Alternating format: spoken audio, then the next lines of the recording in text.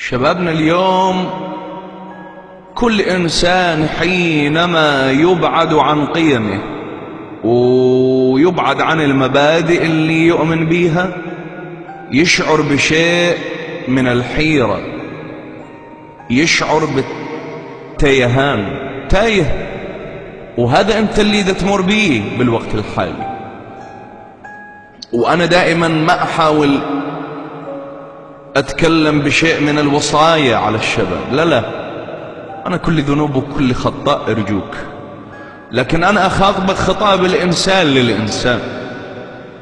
أنت الله سبحانه وتعالى وضع لك دستور، من هذا الدستور تطلع قوانين. هذا الدستور اسمه قرآن.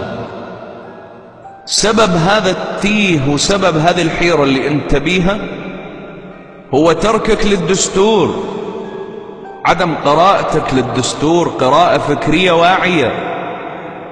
أرجوك أنت إذا تقرأ القرآن برمضان من أجل طلب الحسنة والأجر، وتستمع للقرآن في مجالس الفاتحة بنية الترحم على الميت، بل حتى القرآن أحيانا حينما يقرأ في صلوات الجمعة والجماعة أنت ما تستمع له، قاعد تسولف يا صاحبك، محتار تسولف.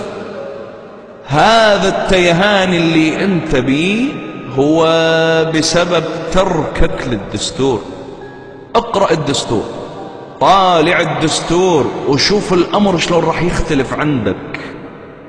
صدقني هذا الموضوع إنساني مو موضوع ديني. إنسانيا الإنسان ما يقدر يتخلى عن قيمه. أنت رجل شرقي، أنت ولدت لأبوين مسلمين، فتحت عينك على الإسلام، على ثوابت الإسلام. من اجيت وكبرت وصرت في عمر المراهقة وأنت تتجه باتجاه الإدراك العقلي، بدل أن تعمق العلاقة بهذا الدستور وتأكد هاي الفطرة وتنمي القيم الإنسانية اللي عندك من خلال هذا الدستور، أنت ونتيجة للواقع السيء، الواقع المو صحيح اللي نعيشه، تركت الدستور واتجهت نحو اللهو، نحو اللعب، نحو النرجيلة، نحو الكازينو، نحو البليارد. من أقول لك ليش تتجه هيك اتجاه وأنت مسلم وأنا أدري بيك، محب لربك، محب للإسلام، منتمي إليه، تقول لي أريد أقضي وقت لأن حياتي تعيسة اللي دا أعيشها. أقول لك تعيسة لأنك لم تقرأ الدستور. أكو حقيقة إنسانية أنت تدري بيها بس تتغافل عنها، وهي حينما يترك الإنسان قيمه يشعر بالتيه، يشعر بالحيرة. ولذلك تشوف المعصوم كان يقرأ القرآن أبدا ما يفارق القرآن.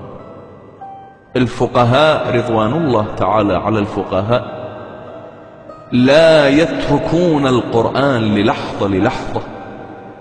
فشبابنا خلينا مثل ما يقولون ما نضحك على نفسنا أكثر. واجه الحقيقة، توجه للقرآن، اقرأ القرآن، أقم حلقات لتفسير القرآن وشوف لحظتها كيف راح تختلف. هذا خطاب الإنسان للإنسان.